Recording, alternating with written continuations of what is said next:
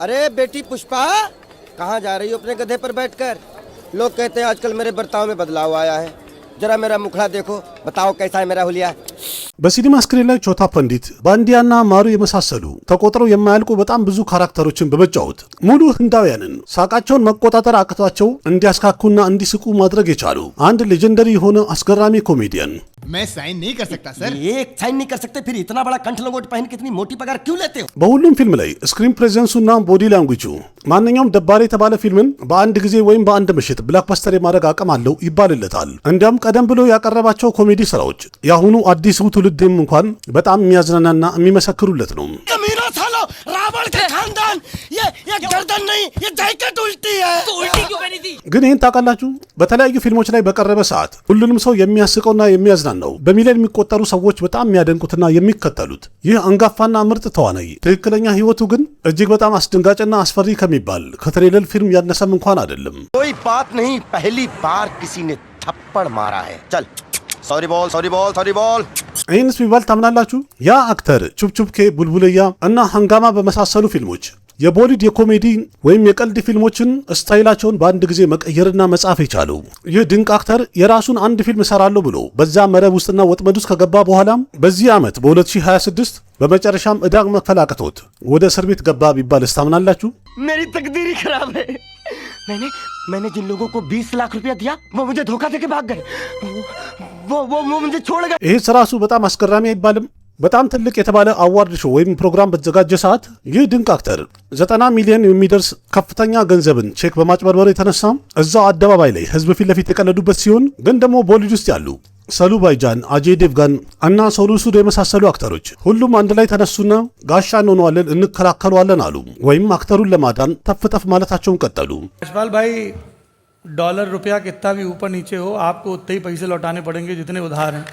በዛሬ ቦሊውድ ፕሮፋይል በተሰኘው ፕሮግራም ለየት ያለ ስክሪፕት ሳይሆን እጅግ በጣም አስገራሚ የሆነ ትክክለኛና እውነተኛ ታሪክን እያነሳ እንጨዋወታለን። ሻጃፑር ከተባለች ከትንሽ ከተማ የተነሳው ወደ ፊልሙ ዓለም ለመቀላቀል አስቦ የመጣው ስትራግል ሲያደርግ የነበረው ያ ድንቅ አክተር በመጨረሻም የራሱን አንድ የተሳሳተ ውሳኔ በመወሰን የተነሳ 90 ሚሊዮን የሚያክል ከፍተኛ ገንዘብ ወጥመዱ ስላስገባውና ማጡ ስለገባ በመጨረሻም ተሸንፎና ሽንፈቱን አምኖ ቲሃር ጄል ውስጥ ወይም እስር ቤት ውስጥ በጨለማ ክፍል ውስጥ ህይወቱን ለማሳለፍ ተገደደ።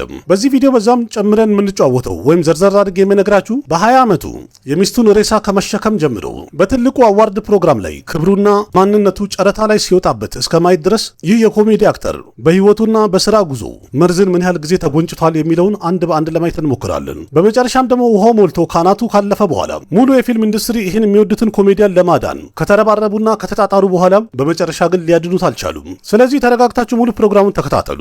በእያንዳንዱ ፊልም ላይ ተመልካቹን የሚያስቀው ይህ አክተር ያሳለፈው የህይወት ታሪክ ግን አንድ አስፈሪና ዘግናኝ ከሚባል ፊልም የሚተናነስ አይደለም። ይህን አስገራሚ ታሪክ ሙሉን ለመረዳት መጀመሪያ ያንን ራጅፓል ያደፍ ማወቅ ግድ ይለናል። ሙሉ ዓለም በትክክል ያላየችውና ሰምታው የማታውቀውን ታሪክ መጀመሪያ መለስ ብለን ማየታችን ግድ ይላል። ምክንያቱም ሲኒማ ላይ በሚታይ ሰዓት ተመልካቹን እንዳለ በሳቅ ፍርፍር የሚያደርገው ይህ አክተር በውስጡ ግን እጅግ በጣም ከባድና አስቸጋሪ ህይወትን ከማሳለፉ የተነሳ ማንኛውንም ሰው በጭንቀትና በዲፕሬሽን ትልቅ ጨለማ ውስጥ ሊከት ይችላል የሚባል ነው። ይህ ታሪክ አንድ ብሎ የሚጀምረው ኡተር ፕረዴሽ ውስጥ የሚገኘው ሻጃፑር የምትባለዋ ትንሽ ከተማ።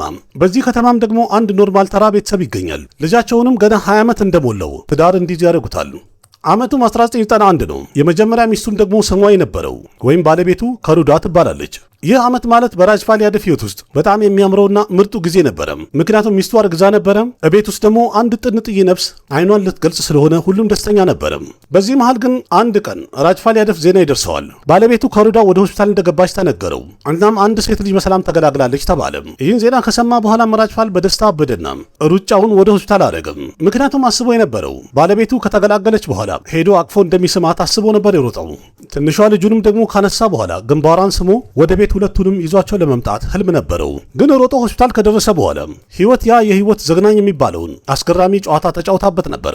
ምክንያቱም በህልሙም እንኳን ያልገመተው አይነት ክስተት ነበር የደረሰበት። ባለቤቱ ለመውለድ በምታምጥ ሰዓት የተለያዩ አስቸጋሪ ክስተቶችና ህመሞችን ስላስተናገደች ልጅቷን ከተገላገለች በኋላ ህይወቷ እንዳለፈ ተነገረው።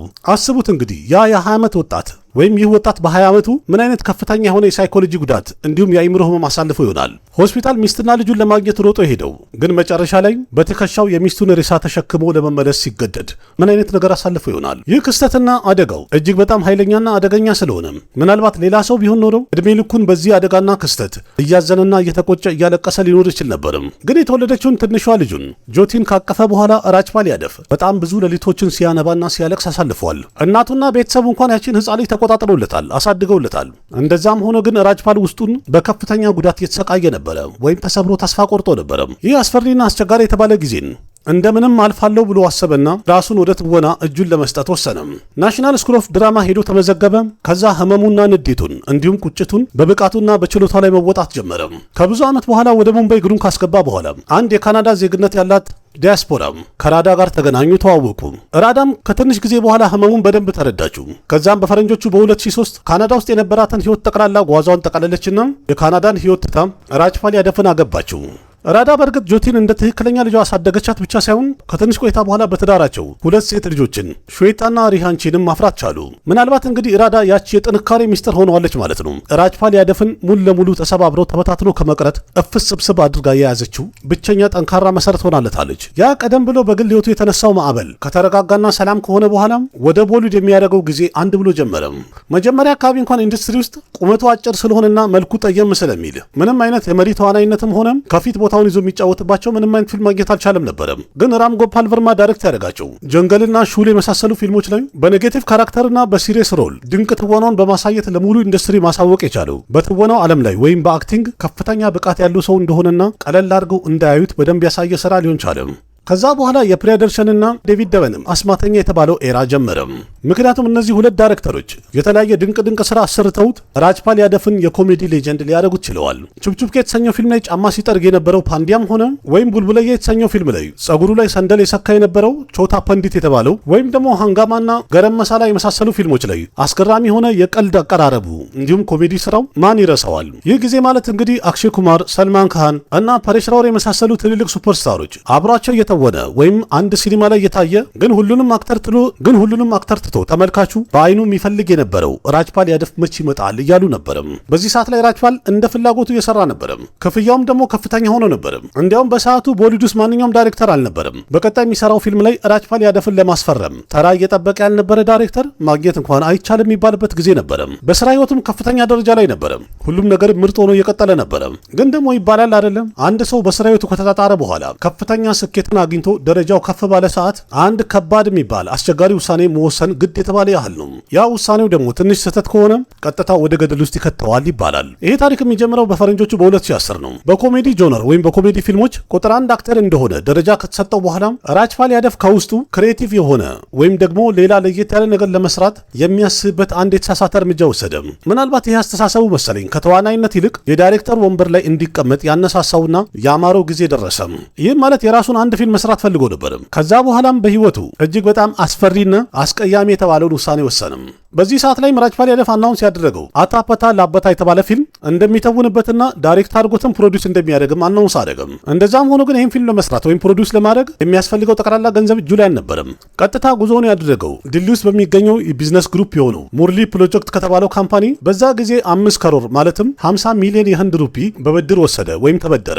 እሱ ገምቶና አስቦ የነበረው ፊልሙ ቦክስ ኦፊስ ላይ ወይም ለሲኒማ እይታ ከበቃ በኋላ ሌላው ቢቀር እንኳን 50 ከሮር አካባቢ ይሰበስባል ፊልሙ። እንደ ቀልድ አድርጎ ይሄን 5 ከሮር ደግሞ በአንድ ጊዜ እከፍላለሁ ዳውን ብሎ ነበር ያሰበው። ግን በፈረንጆቹ በ2012 አታፓታ ላፓታ የተሰኘው ፊልም ጣጣውን ጨርሶ ለሲኒማ እይታ ከበቃ በኋላ ቦክስ ኦፊስ ላይ በአንድ ጊዜ በአፍጢሙ ሊፈተፈት ቻለ። በጊዜው እንደተባለው ከሆነ ተመልካች አይደለም እንዲያም የሲኒማ ቤት ውስጥ ወንበሩ ጠቅላላ ባዶ ነበር ተብሏል። देखिए कितनी गलत बात आप भाषा का दुरुपयोग कर रहे हैं। एक तो आदमी मुसीबत में है उसके ऊपर आप इस तरीके की भाषा ይህም ማለት ፊልሙ ቦክስ ኦፊስ ላይ ኢፒክ የሆነ በከፍተኛ ሁኔታ ዲዛስተር የሆነ ፊልም ሆነ ማለት ነው። ፊልሙ እንኳን ፍሎፕ ሆነ ወረደም። ግን ቀደም ብሎ የተበደረው 5 ከሮር የሚደርሰው ዕዳ ባለበት እንደቆመ አይደለም። በዛ ላይ ደግሞ ይሄ ተራ የሚባል የባንክ ብድር አልነበረም። ፕራይቬት ፋይናንሻል የሚባል አበዳሪ ድርጅት ስለነበረ ገንዘባቸው ነውና ባለመክፈል የተነሳ ዕዳው ደግሞ ወይም ወለዱ 2-3 እጥፍ እያለ ከፍታው እየጨመረ ሄደ። ቀስ በቀስም እየታየ ያ 50 ሚሊዮን ብር የተበደረ የነበረው ከ90 ሚሊዮን በላይ እጅግ በጣም ከፍተኛ ገንዘብ ሊሆን ቻለ። ይህ ክስተትም ደግሞ የራጅፓል ያደፍን ጠቅላላ ህይወቱን በአንድ ጊዜ የጨፈለቀበትና ገደል የከተተ ውሳኔ ሊሆን ቻለ። ራጅፓል በተደጋጋሚ በጠየቀ ሰዓት ላይ ጭራሽ ገንዘቡን መክፈል እንደማይችል እጁ ላይ እንደሌለም ተናግሯል። ግን ቀደም ብሎ ለባንኩ ደግሞ መጠባበቂያ እንዲሆን አንድ ቼክ ሰጥቶት ነበር። ከዛ ባንኩም ወይም አበዳሪ ድርጅቱ ገንዘቡ ካለ ብሎ ለማውጣት በሄዱ ሰዓት ላይ ከነጭራሹ ባውንስ የሆነ ቼክ ነበር የሰጣቸው። ቼክ ባውንስ ደግሞ በየትኛውም ዓለም ህግ ላይ ከፍተኛ የሚባል ወንጀል ነው፣ ማጭበርበርና ማታለል ነው። ከዚህ ክስተት በኋላ የራጅፓል ያደፍ ህይወት እጅግ በጣም አስቸጋሪና ከባድ እየሆነ ሄደ። በላይ ፍርድ ቤት መቅረብ እንዳለበት ተነገረው። የተለያዩ ጠበቃዎችንም አውቆ ቀጠለም። ይህ ክስተትም ደግሞ የነበረው ገንዘብ እየተመናመንና እያለቀ እንዲመጣ አደረገው። ቀደም ብሎ እንግዲህ ይህ አክተር ጠዋት ተነስቶ ወደ ቀረጻ ቦታ ሄድ ነበረ። ግን በዚህ ሰዓት ላይ ጠዋት ከእንቅልፉ ተነስቶ ድል ውስጥ የሚገኙ የተለያዩ ፍርድ ቤቶች ላይ በቀጠሮ በመገኘት ጉዞውንና መዞሩን ቀጠለ። በፈረንጆቹ በ2018 ድል ውስጥ የሚገኘው ሃይ ኮርት የሚባለው ከፍተኛው ፍርድ ቤት የተሳሳተ ወይም የተመታ ቼክ በመስጠትና የተበደረውን ገንዘብ ላለመክፈል በማጭበርበር የተነሳ ለ3 ወር ያህል ወደ ቲሃር እስር ቤት ወይም ጄል እንዲገባ አደረገው። በእርግጥ በዚህ ሰዓት ላይ ፈጠን ብሎ ከእስር ቤት መውጣት ችሎ ነበር። እንደዛም ሆኖ ግን 90 ሚሊዮን የተባለው ያ የብድር ገንዘብ መቁጠሩንም አላቆመም፣ እሱንም ከኋላ መከተል አላቆመም ነበር። በዛ ጊዜም እንዲያውም እድሉ ጠሞ ነበር ማለት ይቻላል። ምክንያቱም ዩፒ ውስጥ ወይም ዩፒ የሚባለው አካባቢ የፊልም ቀረጻ እያደረገ በነበረ ሰዓት ሌላ አነጋጋሪ ነገር መልሶ ከበበው።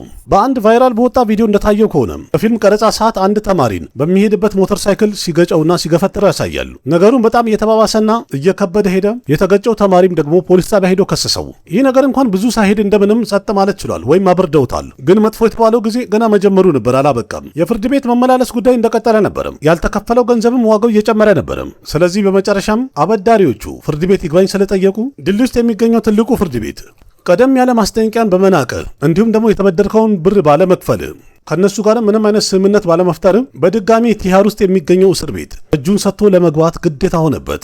50 ዓመት ያለፈው ይህ ታዋቂ ዝነኛ የኮሜዲ አክተር ለሚስቱና ለ3 ልጆቹ አንድ ብቸኛ የገቢ መንገዳቸው ነው። ግን በዛ ሰዓት ላይ 90 ሚሊዮን የሚያክል ከፍተኛ የህንድ ገንዘብ መክፈል ባለመቻሉ የእስር ቤት 4 ግድግዳ ውስጥ ገብቶ ለመቀመጥና ለመታሰር ፈቃደኛ ሆኖ ነበር።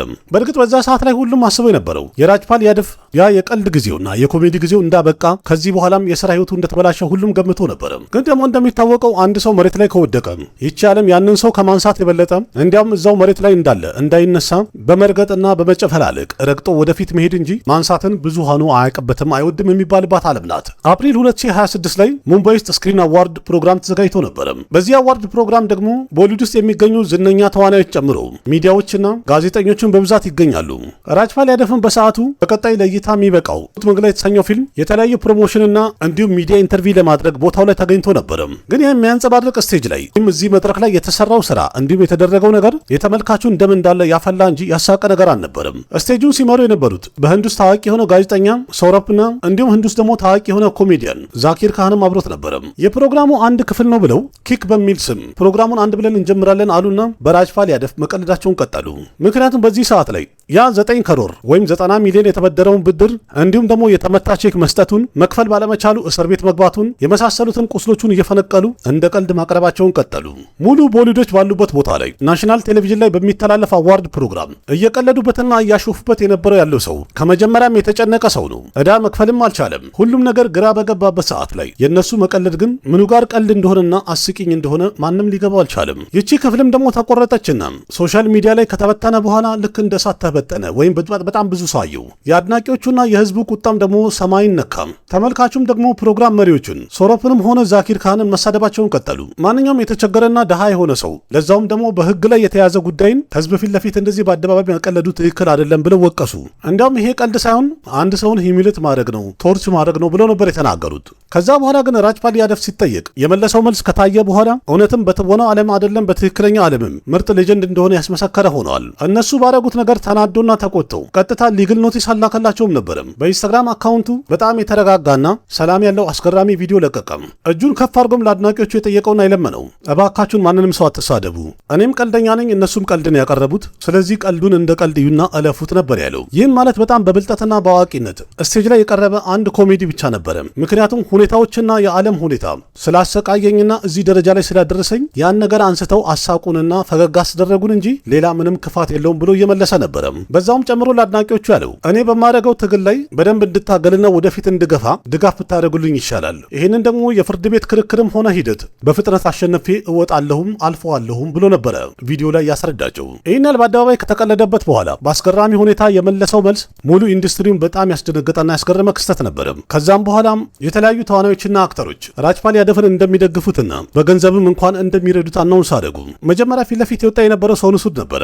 እንዲያውም ከፍተኛ መጠን ያለው የገንዘብ ማሰባሰቢያ ፔንሽን አንድ ብሎ የጀመረለት ሲሆን ከዛ ሌላም ደግሞ በቀጣይ የምሰራው ፊልም ላይ አንድ ገጸ ባህሪ ይሰጣል፣ ያንንም በማድረጌ ደግሞ የገቢ መንገድህ በር እንዲከፈትለት አድርጋለሁ ብሎ ቃሉን ሰጠም። ግን ደግሞ 9 ከሮር የሚያክል ከፍተኛ ገንዘብ አንድ ፊልም ስለሰራ ብቻ ከዛ ፊልም የሚያገኘው ገንዘብ በቂ አይደለም፣ ሊከፍልም አይችልም። ነገሩም ከቁጥር ውጭ ከመውጣቱ በፊት የቦሊውዱ ደመንግ የሚባለው ሰልማን ካን ባይጃንም ወደፊት መጣ።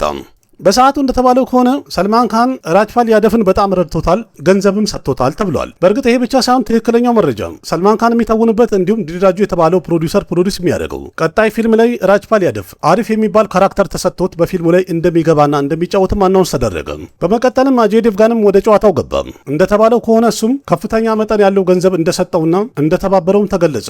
ቨሩን ደቨንና ዴቪድ ደቨንም ራጅፓል ያደፍን ለማትረፍ እንደሚጥሩ ሲናገሩ ተሰምተዋል። ፖለቲሻን የሆነም አንድ ግለሰብ በአደባባይ እንደሚተባበረው ቃል ገብቷል። ጉሩ ረንዳዋና ኬአርኬም ፈንድ እንደሚያሰባስቡለትና እርዳታ ሰብስበው እንደሚሰጡትም ተናግረዋል። በእርግጥ ሙሉ ኢንዱስትሪ እንደዚህ ከተረባረበ በኋላ በሰዓቱም ጠበቆቹ ብለው የነበረው ከአበዳሪው ድርጅት ጋር ተስማምተን ጉዳዩን ለመጨረስ ጥረት እናደርጋለን ብለው ነበረም። ግን አሁን በቅርቡ ጁላይ 10 ላይ የነበረው ቀጠሮ ራጅፓል ያደፍ በተገኘ ሰዓት ላይ ፍርድ ቤቱ እንደተናገረውና በሰጠው ማስጠንቀቂያ በአጭር ጊዜ ውስጥ ክፍያውን የማይከፍል ከሆነ መልሶ እስር ቤት እንደሚገባ ማስጠንቀቂያ ሰጥቶታል። ከዛ በተጨማሪ ደግሞ ለተለያዩ ሰዎች ስለ ክፍያው በጠየቁት ሰዓት ላይ ራጅፓል ያደፍ በቀልድ አድርጎ አንገቴ ቢታረድ እንኳን እዳውን አልከፍልም ብሎ የሰጠው ቃልና የተቀዳ ድምጽ በማሰማት ፍርድ ቤቱ ወደ 5 ከሮር ቅጣት እንዲከፍል ወስኖበታል። ሁኔታው ሲታይ እንኳን የሚከፍል አይመስልም። ግን ደግሞ መቼ ነው ይህን የህግ ጉዳዩን ጨርሶ ከእስር ነፃ ሆኖ ወደ ስታርደሙ ተመልሶ በአግባቡ ስራውን ሰርቶ እዳውንም የሚከፍልበት በስራ ህይወቱም ቀጥለጥ ብሎ የሚቀጥልበት ያ ጊዜ መቼ ነው ለሚለው እንኳን ምንም አይነት የሚገኝ መልስ የለውም። እውነት ገንዘብ ረድተውትና